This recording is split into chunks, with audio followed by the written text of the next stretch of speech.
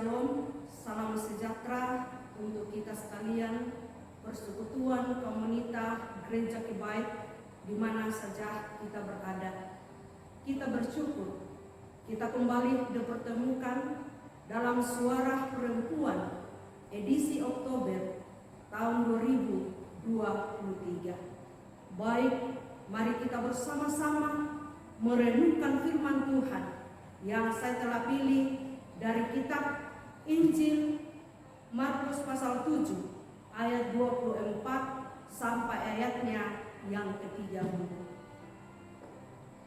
Injil Markus pasal 7 ayat 24 sampai ayatnya yang ke-30. Firman Tuhan berkata demikian.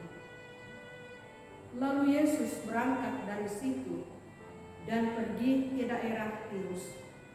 Ia masuk ke sebuah rumah dan tidak mau bahwa ada orang mengetahuinya, tetapi kedatangannya tidak dapat dirahasiakan. Malah seorang ibu yang anaknya perempuan kerasukan roh jahat segera mendengar tentang dia, lalu datang dan tersungkur di depan kakinya. Perempuan itu seorang Yunani, bangsa Siro-Fenisia. Ia memohon kepada Yesus untuk mengusir setan itu dari anaknya. Lalu Yesus berkata kepadanya, "Biarlah anak-anak kenyang dahulu, sebab tidak patut mengambil roti yang disediakan bagi anak-anak dan melemparkannya kepada anjing." Tetapi perempuan itu menjawab, "Benar, Tuhan. Tetapi anjing yang di bawah meja itu juga makan remah-remah yang dijatuhkan anak-anak." Maka kata Yesus kepada perempuan itu, "Karena kata-katamu itu, pergilah sekarang, sebab setan itu sudah keluar dari anakmu." Perempuan itu pulang ke rumahnya. Lalu didapatinya anak itu berbaring di tempat tidur, sedang setan itu sudah keluar. Iman perempuan menyelamatkan keluarga. Iman perempuan menyelamatkan keluarga. Saat ini kita bersyukur karena Tuhan masih memberikan kesempatan bagi kita untuk menikmati kemurahan-Nya. Dan di kesempatan ini juga kita boleh menghayati tentang keberadaan sebagai kaum perempuan yang adalah wanita-wanita hebat, wanita-wanita tangguh dalam menghadapi segala situasi, kondisi dalam kehidupan. Wanita yang diciptakan dengan memiliki kelembutan hati. Namun jangan pernah berpikir kalau hal itu adalah bentuk kelemahan.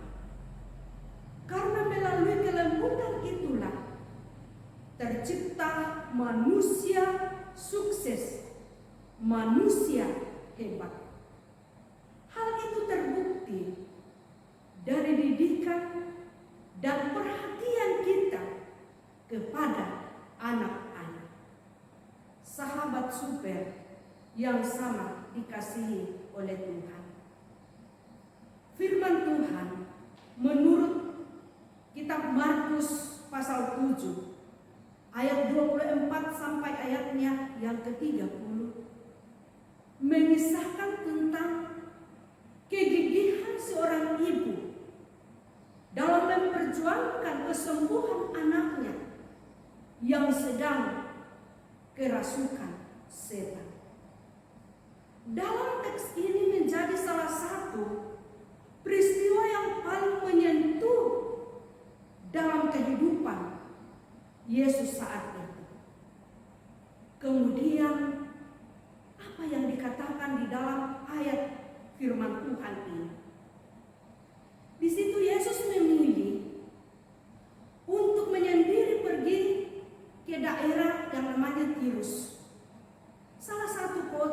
di Venesia. Daerah ini merupakan wilayah non-Yahudi. Karena ia menghindari dari keramaian dan menyendiri untuk menghindari konflik yang semakin kencang dirasakan di Galilea, kampungnya sendiri. Dalam penyendiriannya di daerah Tirus, di situ datanglah seorang perempuan Yunani yang anaknya mengalami kerasukan setan. Kemudian perempuan itu tersungkur sambil bermohon agar Yesus mengusir setan yang memasuki anaknya. Tetapi apa yang dikatakan Yesus dalam ayatnya yang ke-27? Di situ firman Tuhan berkata, biarlah anak-anakku yang dahulu, sebab tidak patut mengambil roti yang disediakan anak-anak dan melemparkannya kepada anjing. Permohonan perempuan itu ditolak. Tetapi sekalipun permohonannya ditolak, tetapi tidak membuat perempuan itu menyerah, putus asa, mundur. Tetapi dia pun mengakui semua yang dikatakan Yesus kalau kita memperhatikan di dalam ayat yang ke-28. Ayat 28 katakan, benar Tuhan. Tetapi anjing yang di bawah meja itu makan remah-remah yang dijatuhkan anak-anak. Hal ini menunjukkan iman dan pengharapan yang luar biasa dari perempuan tersebut kepada Yesus Kristus. Perempuan ini tahu bahwa keberadaannya dalam status sosial, ia tidak termasuk bangsa Israel yang layak menerima kasih karunia Tuhan. Namun ia memiliki keyakinan dan pengharapan bahwa ia juga adalah bagian daripada penerima kasih karunia Tuhan. Iman dari seorang perempuan inilah yang menyelamatkan anaknya dari kerasukan setan dan menjadi juga penyelamat bagi keluarganya. Komunitas yang sama dikasihi oleh Yesus. Sebagai perempuan yang hidup di era sekarang ini, kita harus menunjukkan kegigihan dan keteguhan dalam menghadapi berbagai tantangan, pergumulan dan iman yang sungguh-sungguh kepada Yesus Kristus. Kita sadar sebagai perempuan kita lemah secara fisik. Tetapi di balik kelemahan ada kekuatan batin demi memperjuangkan kehidupan keluarga. Dan saat ini kita juga diingatkan tentang tanggung jawab bersama dalam pelayanan yang Tuhan sudah percayakan kepada kita. Bahwa sebagai perempuan kita terpanggil untuk mewujudkan kasih karunia Kristus dalam kehidupan melalui kerja, pelayanan, dan doa. Jangan pernah menyerah atau pasrah dalam kelemahan dan pergumulan.